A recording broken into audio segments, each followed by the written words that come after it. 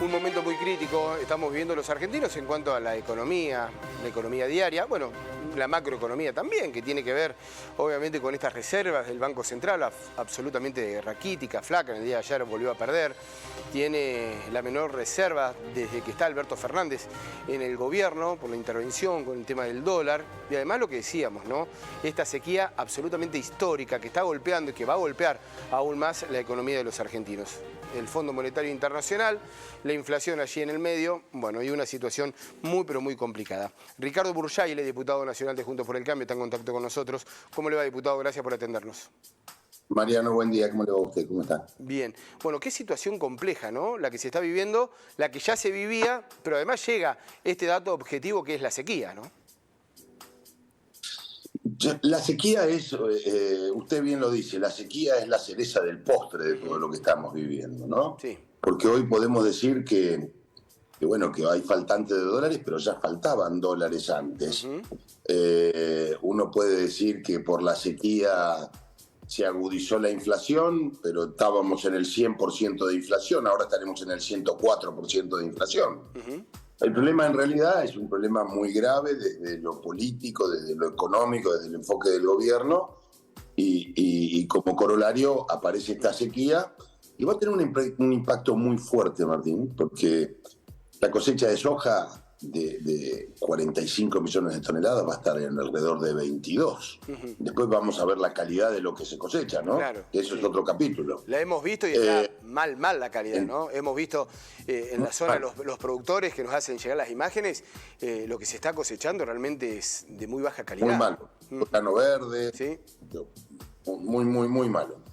En trigo se perdió el 50%, esto es lo que es agricultura. Es decir, el ingreso al fisco de divisas va a ser una merma de alrededor de 22, 25 mil millones de dólares, pero la caída de la recaudación tributaria van a ser alrededor de 10 mil millones de dólares. Así que es un impacto muy fuerte, y estoy hablando solamente de la agricultura. En la ganadería, Mariano, sí, el efecto lo vamos a tener el año que viene, cuando tengamos menos preñeces, cuando nazcan mucho menos terneros. Entonces, es muy duro lo que está pasando, y lamentablemente entre la sequía y la pésima gestión del gobierno, los argentinos vamos a pasar un año bastante complicado. Y el sector, porque estamos hablando de cómo afecta esto a la macroeconomía, pero el sector que ve y observa que tal vez no llegan algunos programas de gobierno de manera tan directa, ¿no?, para soportar esta situación, porque también son los primeros afectados los productores. No, el sector va a pasar momentos muy bravos. Hay gente que está en la cadena, porque esto hay que pensar en el productor, hay que pensar en el contratista, hay que pensar en el transportista. Sin embargo, en todo eso no hay, porque vas a transportar mucho menos grano. El año pasado tuvimos 130 millones de toneladas, este año no sé, a ver la cuenta, pero andaremos por los 85 millones de toneladas. Es decir, nos están faltando casi 45 millones de toneladas, ¿no es cierto? Que son muchos viajes. Habría que dividir 45 millones dividido 30 toneladas y te va a dar la cuenta de cuántos viajes de camión, ¿sí? Así que es una cuenta alrededor de 1,5 millones de viajes de camión te van a faltar. Impresionante. Entonces Claro. es una cuenta bastante fuerte, los contratistas que no van a tener tanto trabajo, que lo va a impactar con las obligaciones que tienen, la industria metalmecánica, que obviamente se va a ver resentido porque el productor, al margen de los problemas que tiene con la CIRA para conseguir los recursos para importar repuestos, en muchos casos va a tener que reprogramar los vencimientos con los productores porque no tienen plata. Y mientras tanto el banco sigue con esa absurda norma del Banco Central, que si tenés 5% de soja la tenés que no te dan crédito a una tasa muchísimo más alta. Creo que hoy está ahí en el 120%. ¿Y el dólar agro por qué no arranca? ¿Por qué no funciona tal cual lo esperaba el gobierno, no? El plan soja 3, perdón, no escuché. Sí, el dólar agro o el soja 3, sí.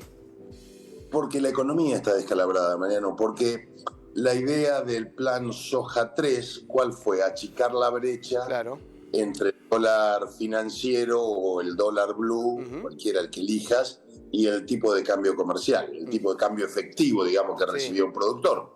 Pues el productor recibía a 200 pesos menos derecho de exportación, vamos a hacer una cuenta rápida, alrededor de a 210 pesos, serán 160 pesos que recibiría el productor más o menos del dólar soja. Ahora le dijeron, vas a cobrar 300 menos el 30, vas a cobrar 200 pesos. Ahora, en ese momento el dólar estaba a 400, el dólar real, estaba a 380, 400 pesos. Hoy está a casi 500. Claro. Entonces, lógicamente nadie quiere desprenderse de su mercadería porque después cobra en pesos, y cobrar en pesos es como agarrar un hielo en Formosa a la 1 de la tarde en el mes de enero y pasearse por la calle. A la mitad de cuadra no tenés más nada, no lo quiere nadie, ¿entendés? Entonces no funciona, porque no funciona hoy el peso, porque el peso no es una moneda confiable, no tiene la función que tiene que cumplir la moneda, que es reserva de valor. El peso no es reserva de valor, uno puede decir que es unidad de medida, pero es bastante relativo, porque con la inflación perdés lo que es unidad de medida. Sí. Así que estamos sin moneda. No hay referencia. El tema de las retenciones, y allí, se reunió Juntos por el Cambio, los máximos referentes, con equipos técnicos. El tema de las retenciones, hay un debate allí, ¿no? ¿O hay que sacarlas o es gradual? A ver, las retenciones son un pésimo impuesto. Y lo digo yo porque los que vivimos lejos de los puertos, para todos es malo. Sí. Más malo o peor para los que vivimos lejos de los puertos. Yo hoy pondría dos momentos. No hablo, si uno pudiera hacer todo de golpe sería fantástico. Claro. Hoy lo que más está afectando al productor agropecuario es la brecha cambiaria, en realidad a toda la economía argentina. La brecha cambiaria es del 110%. Entonces, para hablar de los números de la realidad, como te estoy diciendo, vamos a suponer que vos tenés un tipo de cambio parecido al tipo de cambio que tenés en el financiero, solamente para hacer un ejercicio pongo 500, está por ahí cerca. Si vos le restás el 33% en el caso de soja, te da alrededor de 175 pesos menos, te da que cobrás 335 pesos. Estoy haciendo mentalmente, pido perdón si me equivoco. Ahora, eso es lo que recibís en la mano. Ahora, si vos hoy pretendés quitar todas las retenciones, la verdad es que va a ser muy difícil, por más que sea lo que todos pregonamos y lo que todos pedimos. ¿Qué es lo que se ha comprometido? Voy a hablar por Gerardo Morales, que es con quien trabajo y qué es lo que dijo.